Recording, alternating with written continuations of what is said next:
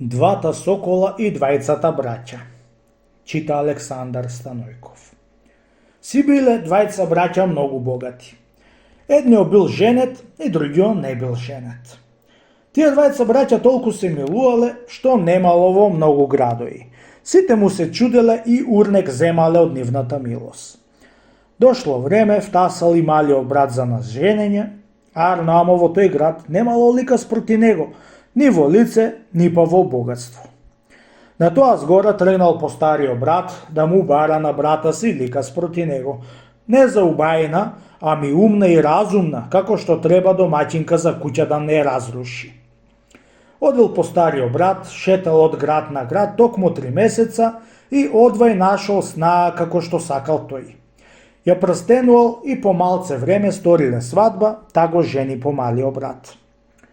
Поминало некои години и малата невеста, бидејќи била многу итра, умна и разумна, стори ниет да и дели двајцата браќа и после пак да издружи. Со тоа нешто таа сакаше да му докаже на двајцата браќа оти делбата е многу лоша. Сопрво го зајала маже да се делит од брата си. При се што не икел малиот брат да се делит, жената му дење ноќе го јадела и дури најпосле го кандисала и се делил, при се што не икел по стариот брат. Арно, ама што ти велат, со врзан рт зајат не се ваќа, сакал некел се делил. По неколку дни го запашкала малата невеста момчето е да се пределува. Да се пределиш домаќине, јас не кандисувам на таа делба што ти даде брат ти 2 сокола и 2 загара, а пак другата стока поеќе тој ја заптиса. Нема да се пределувам, невесто, ја рекол. Јас брата ми го знам на место татко, да ако има у него стока поеќе, а у мене, а у него, sejedno е. Како море, како, а у тебе, а у него, само тоа нешто јас нема да го примам.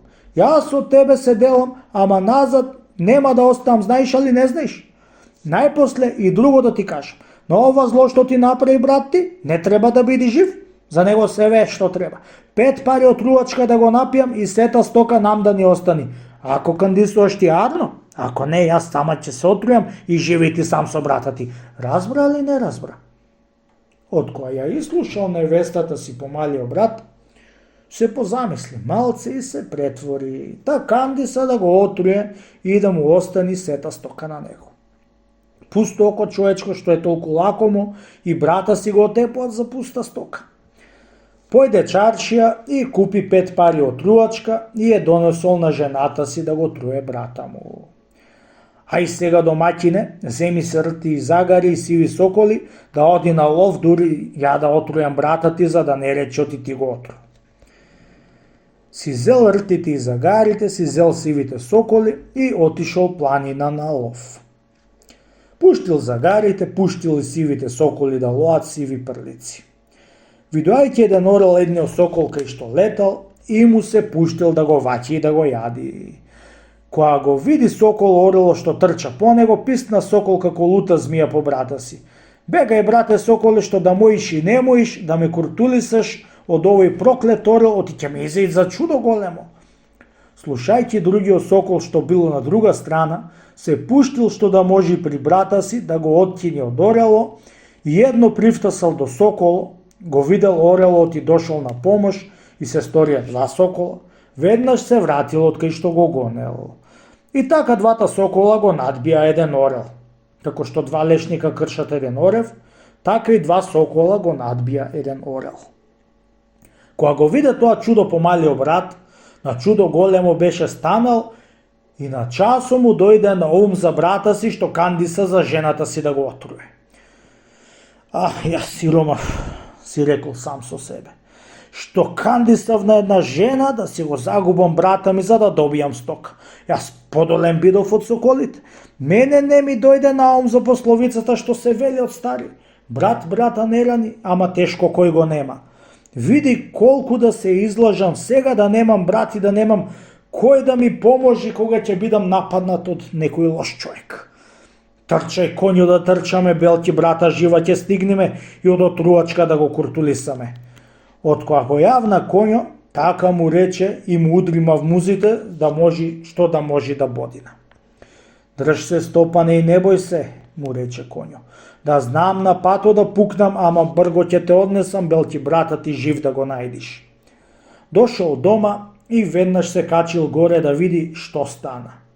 Кога виде брат му спружен лешт. Од голема жал паднал на брата си, плачејќи, и извел рушкото ноже од силјао за и тој да се убоди и да умрет.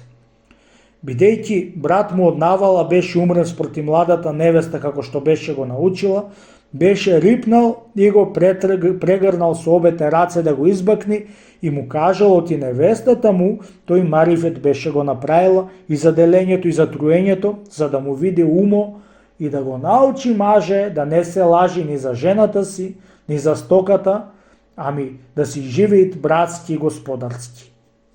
Тога му кажал помалиот брат за двата сокола како се куртулисале од орело. Ете, брате, како е вистина пословицата што се вели, брат брата не рани, тешко кој го нема. Од тој саат пак беа се смешале и си живеале братски.